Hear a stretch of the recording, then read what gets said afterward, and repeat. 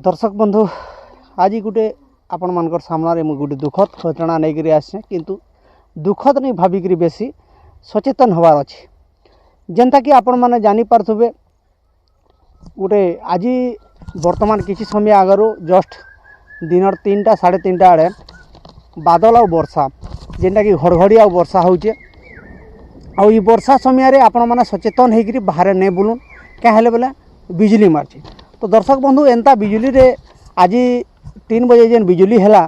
से 3 बजे बिजुली रे हेंता 5 जनकर जीवन जाइए जेनटा कि आपण मैंने जानीपारे बलांगीर जिलार खपड़ाखोल अंचल खपड़ाखोल थाना अंचल चाउल बांजी गाँ बोलिक गोटे गाँ अच्छे जेनठाने कि कपा चाष करवार लगी से खेत के जाते कपा चाष करी आउ सेठाने 3 जन जाते माँ पुओ आउ काका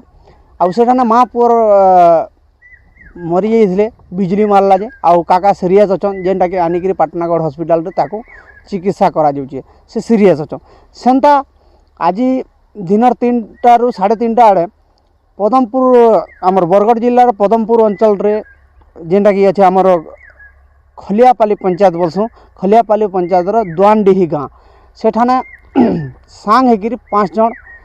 बुलबार के जाते जेन प्रकार गुलगुली आज होता बहुत गुलगुली होता से माने गुलगुली के घरे सही नहीं पारिक जो सांग सरता होकर बुली जाते आउ बुली गला बेलके गोटे सडनली एंता मेघ आसिक वर्षा होता और बिजली मेरथिला जार फल कि से माने गोटे गस्तल आश्रय नहीं बरगज आश्रय नहीं आउ से बरगज तले एड़े बड़ भारी चड़क मेरथिला आ बिजली मेरथिला जे से बरगज तले जेन 5 जन थिले 5 जन रु 3 जन सेठाने सीरीयस हो गले आउ 2 जन पूरा चिल्लाले एते जोर रे जे गाँ लोग देखिक दौड़ी आसीथिले आउ जार फल रे ताकू उद्धार करागला डाक्तरखाना के आमर पदमपुर डाक्तरखाना के मना है आउ पदमपुर डाक्तरखाना डॉक्टर कहले जे 3 जन मृत बोलिकी आउ 2 जन बहुत सीरीयस अच्छन ताकू चिकित्सा कराऊँगी। तो दर्शक बंधु इठाने गोटे कथा के सचेतन रहबार कथा वर्तमान जेन प्रकार गुलगुली होचे सेंता घिड़घिड़ी भी हेबा गुलगुली और घिड़घिड़ी के नहीं भूलुन जेहेतु बिजली मारने खोला जगार रहमा बेले निश्चित भाव विपद अच्छे बरং बची थे ए चाष नहीं कले आर दिन चाष कर पार्मा से लगी टी सचेतन हबार के पड़वा आउ आपण मैंने जेनता आज अकारण 5 जनकर जीवन गला बिजली मारिकी हेन्ता आपण मैंने सचेतन रहून जार फल कि घिड़घिड़ी आ बिजली रे आपण मानकर जीवन निजो इटा थिला गोटे आमर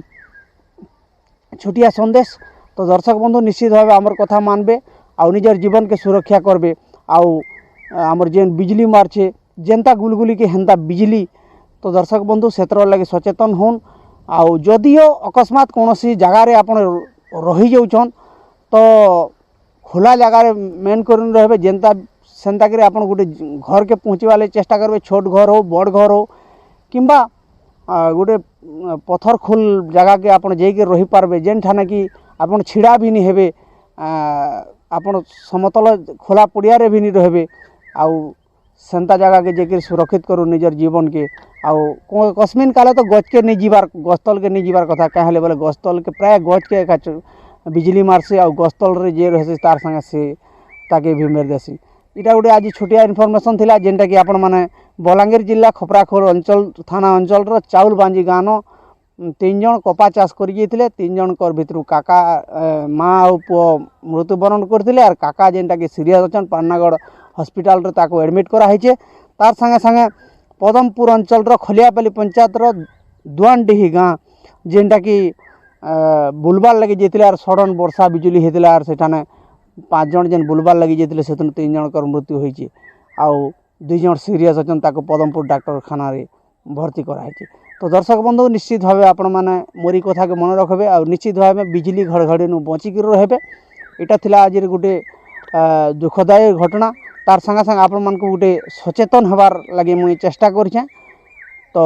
फिर गोटे नया वीडियो रे नया अपडेट नहीं कर मुझे आसूचे से बेल तक नमस्कार।